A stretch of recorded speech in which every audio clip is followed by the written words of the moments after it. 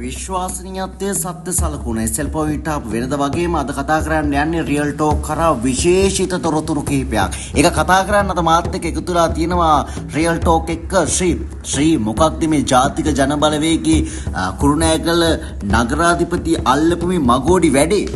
ඔව් ඇත්තෙන්ම ලන්සේ මේක ගැන අපි කතා කරන්නම ඕනි. මොකක්ද මේ කතාව? ජාතික ජනබලවේගයට බලය හිමි කුරුණෑගල මහනගර සභාවේ නියෝජ්‍ය නගරාධිපතිවරයා අල්ලස් කොම්සමේ නිලධාරීන් විසින් බත්තරමුල්ල ප්‍රදේශයේදී අත්අඩංගුවට අරගෙන තියෙනවා. ඒ අරගෙන තියෙන්නේ රුපියල් ලක්ෂ 30ක අල්ලස් මුදලක් ලබා ගැනීමට යෑමේදී. අනේද කියන්නේ සෙල්ලමක් නෙමෙයි, මේක පොඩි ගාණක් නෙමෙයි, මේක රුපියල් 30ක් 40ක් 100ක් 1000ක් 5000ක් 20000ක් නෙවෙයි, ලක්ෂ 30ක්. ඒ ලක්ෂ 30 ඉල්ලන්නේ ජාතික ජනබලවේගී. මේ බලයට ආපු മന്ത്രിවරු හැම කෙනාම බලයට ආවේ මේ රට ගොඩනගන්න, මේ රට සංවර්ධනය කරන්න කියන අරමුණ පෙරදැරිව. එතකොට කුරුණෑගල කියලා කියන්නේ විශාල භූමි ප්‍රදේශයක්. ඒ භූමි ප්‍රදේශයේ ඉන්න මහනගර සභාවේ නියෝජ්‍ය නගරාධිපතිත් මේ විදියට ඇත්තටම අල්ලස් ගන්න ඇද්ද? ඒක තමයි කියන්නේ. දැන් මේ නියෝජ්‍ය නගරාධිපති මාලිමාවට බලය හිමි කුරුණෑගල මහනගර සභාවේ. දැන් මේක ලියා ගන්න ඕනිනේ. දැන් මොකටද මේ ලක්ෂ 30 අරගෙන තියෙන්නේ? ලංසේ මොකටද අරගෙන තියෙනවා කියලා කියන්නේ? අරගෙන තියෙනවා කියලා කියන්නේ කුරුණෑගල බස් නැවතුම් පොළ පිරිසිදු කිරීමේ සහ පොදු වැසිකිළිය පිරිසිදු කිරීමේ ටෙන්ඩරය ලබා දීම සඳහා තමයි නියෝජ්‍ය නගරාධිපතිවරයා විසින් මෙම අල්ලස් මුදල ඉල්ලා ඇති බව තමයි අපිට ශ්‍රී සඳහන් වෙන්නේ. අනිවාර්යෙන්ම දැන් මේ මොහු ඇත්තෙන්ම මාලිමාවේද මේ ප්‍රශ්නේ එනවා. අනිවාර්යෙන්ම. ඔව්. මොකද අපිට මේ ආපු තොරතුරත් එක්ක ජාතික ජනබලවේග කියලා ආවේ. එතකොට දැන් අපි මේක ගැන හෙව්වා. SL Point Hub කියලා කියන්නේ අපි මේ සියලු තොරතුරක වගකීම් අපි දරනවා. ඒ නිසා සියලු තොරතුරු සත්‍ය සමග සනාථ කරගෙන තමයි අපි ඔබට කතා කරන්නේ. ඒ නිසා මොහු සමස්ත ලංකා මහජන කොංග්‍රසය නියෝජනය කරමින් කුරුණෑගල මහනගර සභාවට තීරණයපත් වූ മന്ത്രിවරයෙක්. එතකොට ජාතික ජනබලවේග නෙමෙයි. නෑ ජාතික ජනබලවේග නෙවෙයි. ජාතික ජනබලවේගයට බලය මදි වෙනවා කුරුණෑගල මහනගර සභාව පිහිටවන්න. ඒ බලය මදි වෙනකොට මේ සමස්ත ලංකා මහජන කොංග්‍රසයේ മന്ത്രിවරයෙක් විදියට මොහුගේ බලය මොහුගේ සහාය ලබා දෙනවා මේ මාලිමාවේ කණ්ඩායමට. මාලිමාවේ කණ්ඩායමට සහාය ලබා දෙන නිසා තමයි අපිට මේ තොරතුරු එන්නේ ජාතික ජනබලවේගයට කියන නමත් පට බැඳගෙන. අනිවාර්යෙන්ම කොහොම වුණත් දැන් මේ රටේ හොරු අල්ලන්න ආපු ආණ්ඩුව, රටේ මිනිස්සුන්ට වෙනසක් කරන්න ආපු ආණ්ඩුව, රට දියුණු කරන්න ආපු ආණ්ඩුව. ඇත්තෙන්ම මේ වගේ දෙයක් මොන පක්ෂයක වුණත් මාලිමාවේ බලය හිමි තැනක මේ වගේ දෙයක් වෙනකොට අනිවාර්යෙන්ම මේක ගැන එකක් නෙවෙයි දෙකක් නෙවෙයි තුන් හතර වතාවක් අපිට හිතන්න හිතෙනවා. අනිවාර්යෙන්ම. එම හිතෙන්නේ ඇයි? මොවුන් එන්නේ මේ බලය මිනිසුන්ගේ සල්ලි රකින්න. එතකොට දැන් මොවුන් මේ ලක්ෂ 30ක අල්ලස් අරගෙන තියෙන්නේ මොහු විතරද? තව අය අල්ලස් ගන්න ඇතිද?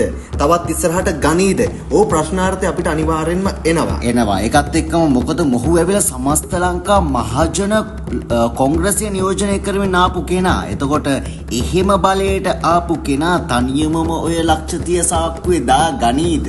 ඕකට තව කට්ටිය සහයෝගය දක්වන්න ඇද්ද? මොකද ප්‍රහෙලිකාවක් ලක්ෂ 30ක් තනියම සාක්කුවේ දාන්න බෑනි ශ්‍රී.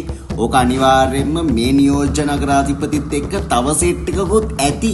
අනිවාර්යෙන්ම මේ මගටියට එකතු වෙලා මේක අනිත් එක බත්තරමුල්ල ප්‍රදේශයේ හෝටලයකදී තමයි මේ සිද්ධිය වෙන්නේ. මොකද බත්තරමුල්ල හෝටලේ කරන්නේ? ඒක තමයි කුරුණෑගලදී ගන්න බැරි වුණාද ඔය අල්ලස.